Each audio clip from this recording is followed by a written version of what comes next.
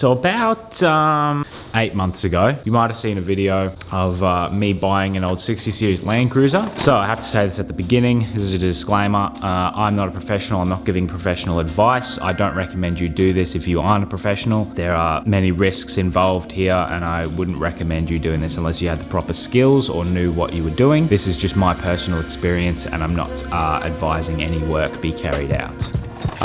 With the intention of fixing it up a little bit and flipping it for a profit or seeing how much I can make from it. And then fast forward to maybe a month ago, I released that final video from start to finish and had all the work on it. It was restoring a Land Cruiser in 7 minutes or whatever, and that was the whole process. And so I did end up restoring it and selling it, and I did actually end up making a bit of a profit. The reason I didn't make the video straight away is because I ran into a few issues at the end and it didn't really go too great towards the end.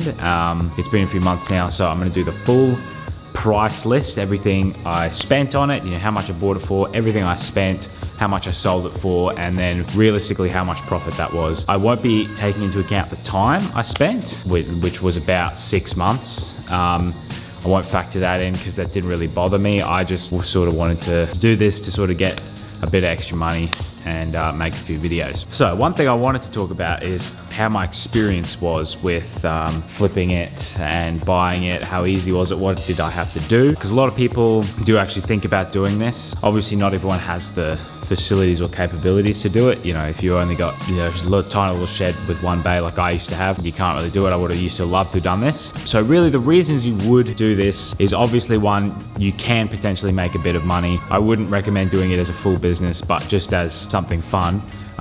And if you take your time, I'm not talking about flipping cars as in you buy, $5,000 troop carrier, chuck a bull bar on it and some big tires and sell it off for 50 grand. I'm talking about buying something, putting a lot of time and effort into it and actually selling it for what it's worth.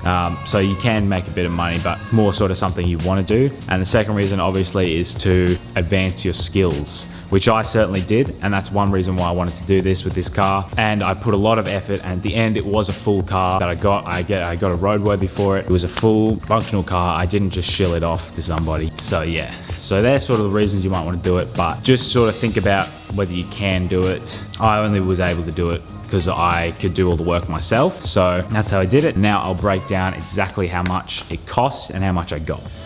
So if you didn't see the video, it was a 1988 Toyota Land Cruiser 60 Series in white. When I first got it, I pulled it into the shed here. Well, first thing, it had locked brakes, so I actually had to winch it in, and it was completely moldy.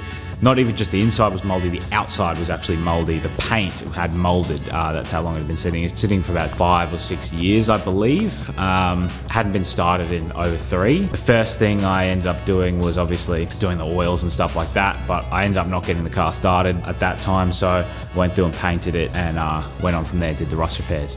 So the car itself, let me get my list up here actually. So the car itself was $2,650, which is I guess a pretty good price, to be honest, for that car. It ended up being a good price. I didn't actually know if it was going to be a good price at the beginning, but for what it actually was, it was a pretty good price. I've had a few people ask where I find these cars, and it's just off Facebook Marketplace. I'll probably do a video on that separately because there's a lot of factors that go into that. It was originally listed at $4,000 and I waited for it to come down. That's pretty much all you got to do. And it was quite far away from me, so it was $200 to tow it here, which is pretty good on the back of a tilt tray. I always do tilt trays, I don't hire trailers or anything like that. Anyway, so once I got it back here, I obviously went out and got all my parts. So I got the engine oil, filter, sump plug, air filter. That came to around $200. And I didn't end up using those straight away, but I dumped the oil in, put the air filter in and stuff like that. And as I said, I wasn't able to get the engine running at that time, so I actually moved on to the rust repair side, and that's where it started to get a bit more intense. So for those rust repairs, I haven't written down that I actually spent anything, because technically I didn't actually spend anything, because it was just metal that I had lying around here. I have lots of sheets of metal lying around from old jobs and stuff like that. And I had all the products, the seam sealers, everything I used, the bits of paint, and the welding wire and the welder itself. I already had all that. So technically I didn't actually spend anything on those rust repairs, cutting them out. I might have spent a bit on like cutting wheels and maybe a thing of welding wire, but cutting them out putting the new strips in there, doing all that. I didn't actually spend any money on that. So the next thing I've got written down is the paint. So I got my paint from a company called Hammer Coatings online. So I got a 1 litre, first I went to Supercheap to get it paint matched, and I got a 1 litre tin for like $104. And then I ended up going to Hammer Coatings and I got a 2 litre thing for $170. I got their 2 litres of reducer for $28. There, I got a thing of filler primer from Supercheap for $55. I got another 2 litres of filler primer, $65 each. 2 litres of clear coat, 4 litres of thinner was $40. And I did add a paint gun in because I did have to go get a new paint gun, so it was $90 for that. So that was all the paint stuff that I used. You can watch the video where I sprayed it. A few things went wrong, but yeah, that's just how it is. I added body filler in here, $22. I think that was just 1 can. And then that wraps up all of the body work that I had to do for that. At that point, it was finished. So next we get sort of more onto the underside of this, sort of the brakes. As I said, the brakes were locked when I did this, so they were locked all the way up until this point.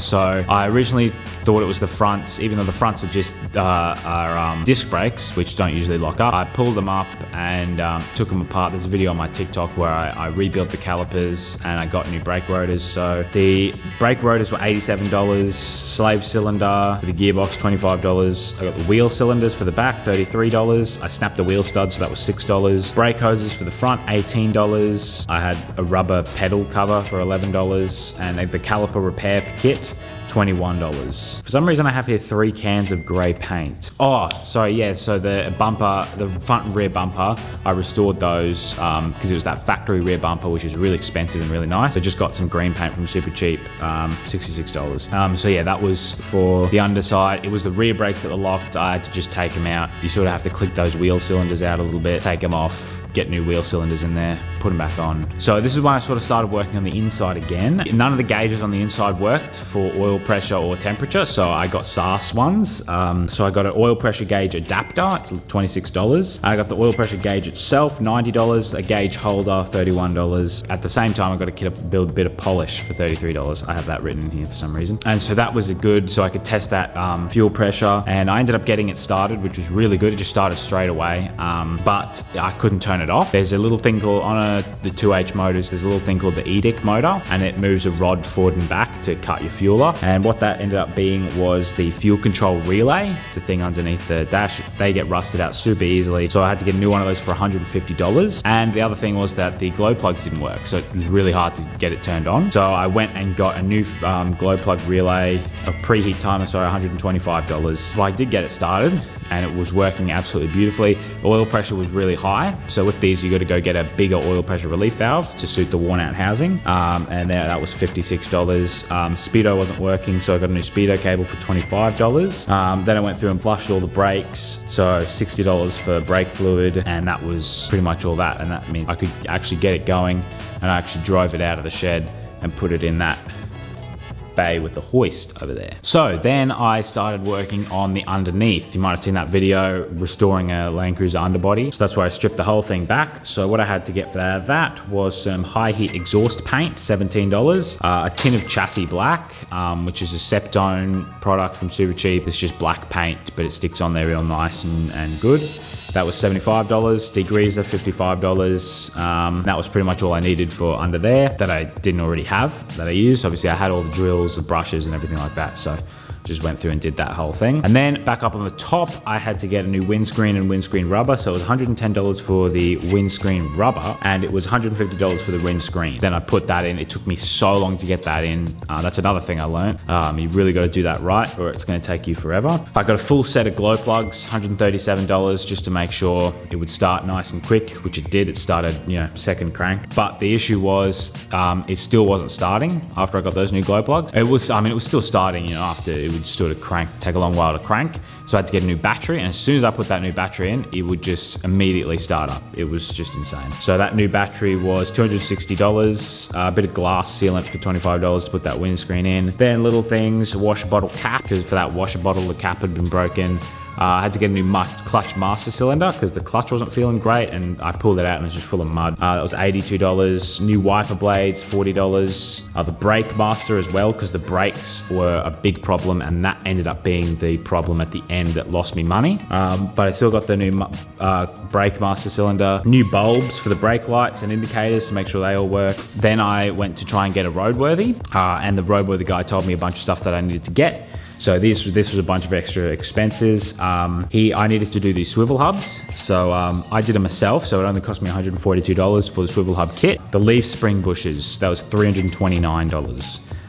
So that was a pretty big expense, but it's definitely worth it. Makes the car ride a whole lot better. I did diff fluid as well for the front diffs, and I had a crack in a mirror, so I had to replace that. $88 for 2 brand new mirrors, and the steering wheel was frayed, so I had to go up about 2 hours north to get a new steering wheel, which was $150. So that brings me right to the very end of everything that I spent on the car itself. So that total comes to $6,420, including the car and absolutely everything. You can round that up to like $6,500, might be a bit more. There's always more. You'll never get it exact. That's pretty much everything, but you'll never get it exact. There's always more that you spend, you know, and that you just can't remember. And that obviously isn't including time or anything, because I was doing it all myself. Nobody did any work on that apart from the roadworthy guy. And it's always good to make sure at the end, I know you might think you can do all the work yourself, but just make sure you get it roadworthy first before you try and sell it. I got it roadworthy and regoed as well on top of that, so I could actually drive it around. But yeah, definitely make sure you get it roadworthy. Don't just sell it off with no rego or roadworthy. So excuse the change of shirt, this is a different day. Anyway, so the sale of the car, I listed it up for $20,000. This is after I did absolutely everything. Put it up, nice photos, you know, all that good description. I thought it would come down maybe to about $17,000, and a guy actually wanted it from Perth, so interstate buyer. He wanted it for $17,000, but that ended up falling through, which is fine. Got heaps of interest in it, and then the guy wanted it, he said $14,000. I said that's a bit low. We agreed on $15,000, and he actually drove up about 6 hours south of here, and he got here, it was all good. I told him to test drive it. He had a full look around, and then he ended up test driving it, and the brakes were locked on. So I thought, gosh, this was my luck, you know. I'd driven this car a bunch outside, around, you know, tested absolutely everything I could, and then the brakes locked on. So I ended up fixing that issue. It was something to do that I had messed up with the master cylinder. Checked it all, made sure, and then I got them to do a bunch of laps around, test the brakes, it was all good. Made sure I sold a proper car. So because of those few issues, ended up bringing the price down to $13,500, so $13,500. So I lost about $1,500 there just for that little mistake, but there's things you gotta learn, I guess. So that left me with a profit of $7,080 when you calculate that out, which I think was pretty good, to be honest. That's obviously not including time, but still $7,000 is good. And it's basically, I put all my money into that car, so I just got it all back at the end, plus a whole lot more. So yeah, it was actually pretty successful. Obviously could have made a bit more, but you don't really, you know, it's for your first one, you don't really want to mess around too much. I probably won't do that again for another year or so. I've got too many things to work on.